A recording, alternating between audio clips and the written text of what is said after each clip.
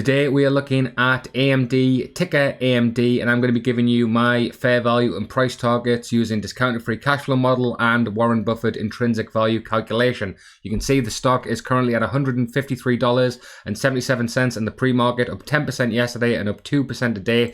And the reason for that, if we just go to this article, the shares close up 10% after company wins Meta partnership, which is of course is Facebook, and announces new chips.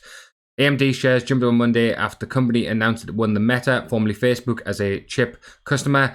AMD also revealed a new range of chips during the keynote of the company's accelerated data center premiere. The company's stock closed up 10%. So that is why AMD's stock has gone up to $153 a share and has had this massive jump since earnings, and obviously on that news.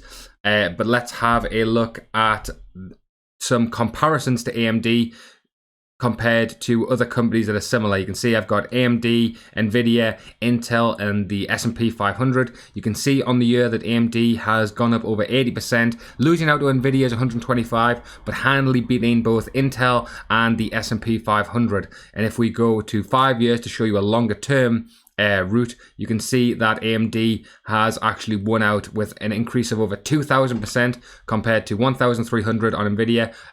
Only 48% for Intel, and S&P 500 with 120%. So AMD over the long run has been a good investment, and let's see if that continues.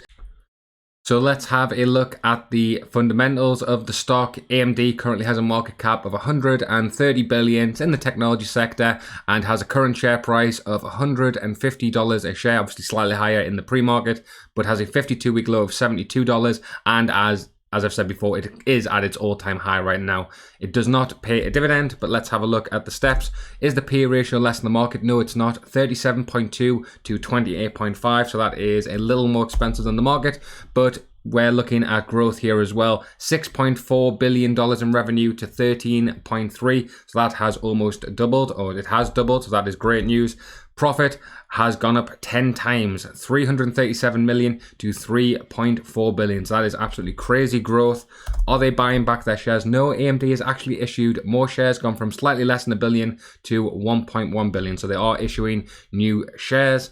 And is the free cash flow increasing? Negative to positive, and not only that, the positive is $2.5 billion. So that is a massive increase there. So if we look at the total steps, that is obviously three steps passed, 2 fail, and a free cash flow ratio of 52, which is very high.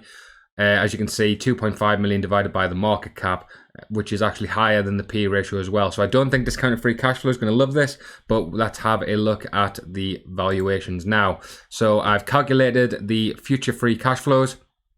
And this is pretty on the bullish side. We're kind of ignoring pre-2021 because these numbers are very low. These were during the growth stages, and especially with this partnership with Meta or Facebook, we're hoping that AMD can continue increasing that free cash flow. So let's have a look. Yes, as I thought, the actual stock price is at 150, but the calculated stock price of discounted free cash flow is only 69, which means it's trading at a massively 53% overvalued according to discounted free cash flow. If we were just to say that their free cash flow is going to increase year over year and it's not going to be negative, then you would see that the stock price still is overvalued by discounted free cash flow, but not as much. That would give a calculated stock price of $111 a share. But as I said before, with that free cash flow ratio, I didn't think this discounted free cash flow was going to love this model.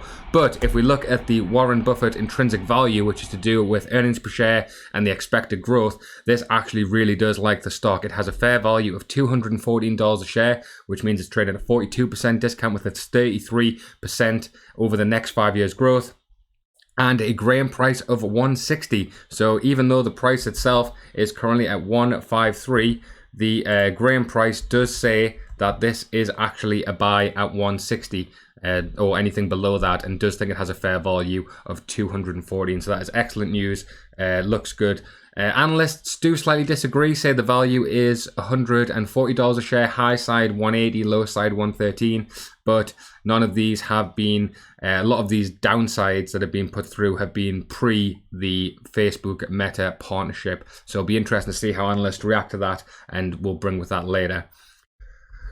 Lastly, I just want to have a look at some of the technicals. Firstly, we're going to look at moving averages. So we've got a 200-day in red, 100-day in yellow, and the 50-day in green. And as you can see, there was some very bullish price movement. The 50-day acted as a bit of support there. The price really went either side of there and then broke through massively. So this is way above any moving averages right now. The most similar time we can see was roundabout in July when the same thing happened, and then the price did pull back towards the 50-day moving average.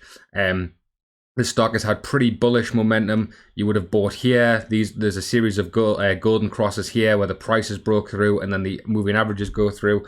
But overall, the stock has been pretty bullish and gone up consistently. So it's well above the major moving averages. But if it does go down to that 50-day moving average, or even touches, there you go, touch the 200-day there, these have been good buy signals. It hasn't been below the major moving averages for quite a while, basically since, well, this stock went on that crazy run in the back end of 2018, 2019, or start of 2019. So if it hits any of those low moving averages, I would say that's definitely a buy, but it does look like a buy according to the moving averages. Next, what we didn't want to do is look at the MACD, and let me just bring that up now.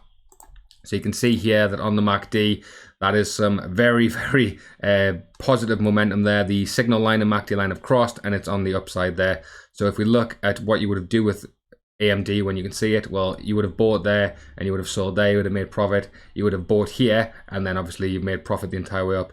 The MACD lines are pretty good on AMD because it is a stock that has consistently gone up. There would have been another great buying opportunity. So what you can do is wait. That's probably the most similar one. You got the bullish price movement up. It did cross. It stayed stagnant for quite a while.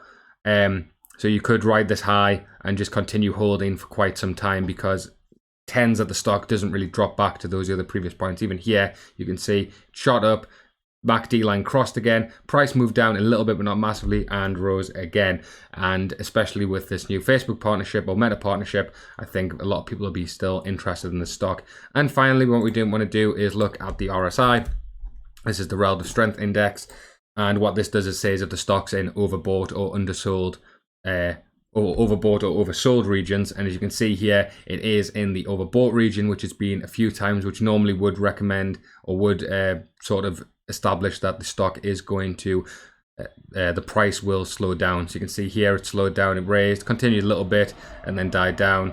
Once again, here was this peak here. So RSI is maybe saying wait and see, but if it does get into the oversold regions, then they're definitely buying opportunities, as you can see there. Right, guys, thanks for watching the video. Please give a like if you've enjoyed it.